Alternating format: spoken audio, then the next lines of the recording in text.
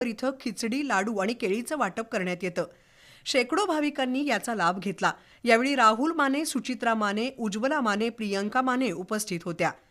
माजी आमदार स्वर्गीय पी.एन. पाटील फाउंडेशनच्या वतीनं राहुल पाटील, बाळासाहेब खाडे, शिवाजीराव पाटील यांच्या हस्ते फराळ वाटप करण्यात आलं।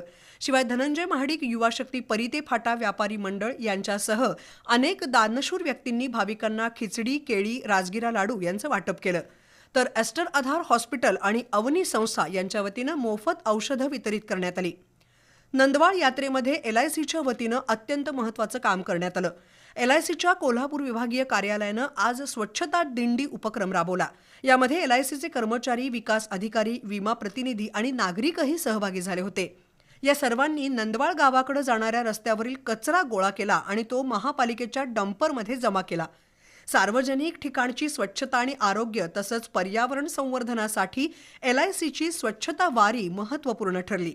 यातून स्वच्छ भारत मोहिमेला एक प्रकारे पाठबळच देण्यात आलं। यावेळी वरिष्ठ विभागीय व्यवस्थापक चंद्रप्रकाश पराते, मार्केटिंग मॅनेजर चंद्रशेखर आगरकर, प्रमोद गुळवणी, प्रवीण वरुटे, सागर देवार्डेकर, महेश कुलकर्णी, मकरंद मांजरेकर, आनंद दास, विजय शिरोलीकर, सुनील बुबुडे, मेधा कुलकर्णी, पल्लवी अष्टेकर यांच्यासह कर्मचारी सहभागी झाले होते।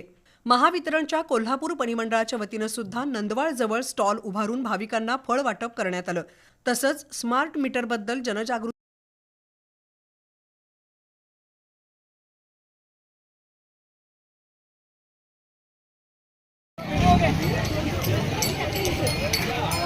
Okay.